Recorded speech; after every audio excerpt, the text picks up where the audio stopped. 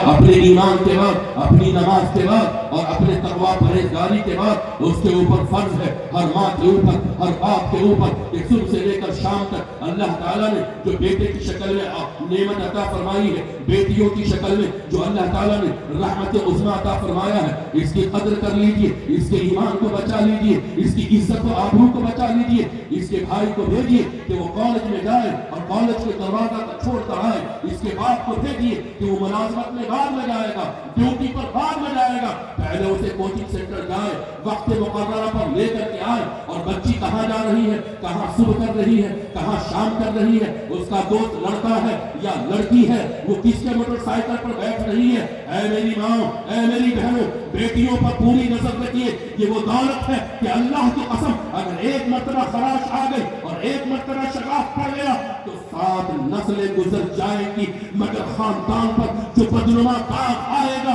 اس بدنما دھبے کو کوئی ماں، کوئی عورت، کسی خاندان کا مرد، کسی خاندان کی عورت اس دھبے کو صاف نہیں کر سکتی ہے۔ اللہ تعالیٰ نے فرمایا یا ایھا الذین آمنوا قوا، اے ایمان والو، قوا انفسکم، اپنے آپ کو جہنم سے بچاؤ، واہلیکم، اپنی بیوی کو جہنم سے بچاؤ، اپنے بیٹوں کو جہنم سے بچاؤ، اپنی بیٹیوں کو جہنم سے بچاؤ۔ امارت شریعت تحریک چلا رہی ہے کہ ہر بستی کے اندر، ہر محلے کے اندر، ہر شہر کے اندر ہفتے میں ایک روز مقامی عالم دین کے ذریعے ساری خواتین کو، اس کی بہو کو بھی جمع کیا جائے، اس کی بیٹیوں کو بھی جمع کیا جائے، کالج یونیورسٹی کی طالبات کو بھی جمع کیا جائے، اور ان بچیوں کو اللہ تعالیٰ کی ذات پر ایمان، اس کی صفات پر ایمان، اسماء الحسنی پر ایمان سکھایا جائے، اسلام بتایا جائے، اور ایمان اتنا کھول کر بیٹیوں کو پلا دیا جائے کہ اگر کوئی آباش لڑکا، ایمان کا لٹیرا لڑکا، اگر کوئی آپ کی بیٹی کی عزت، آبرو،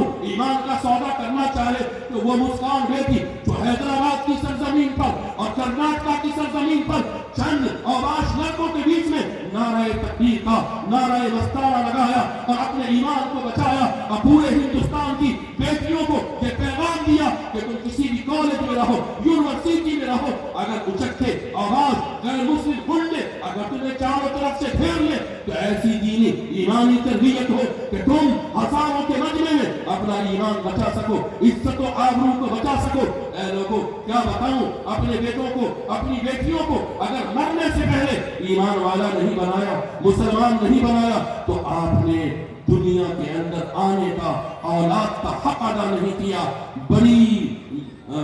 بڑا نقصان کیا ہے آپ نے اولاد کا۔ اللہ تعالیٰ ہمیں ان باتوں کو کہنے سننے سے زیادہ ان باتوں پر عمل کی توفیق نصیب فرمائے۔ اے لوگوں، اس شعر کے ساتھ میں رخصت ہونا چاہتا ہوں کہ آپ کو موجودہ وقت میں کھڑا ہونا ہے اور ہندوستان کے 80% برادران وطن کو یہ بتانا ہے کہ دار و رسن کی گود میں پالے ہوئے ہیں ہم، دار و رسن کی گود میں پالے ہوئے ہیں ہم، سانچے میں مشکلات کے ڈھالے ہوئے ہیں ہم، وہ دولت جنوں جو زمانے سے اٹھ گئی، اس دولت جنوں کو سنبھالے ہوئے ہیں ہم۔ ربنا تقبل منا انک انت السمیع۔ ماشاءاللہ، جزاک اللہ۔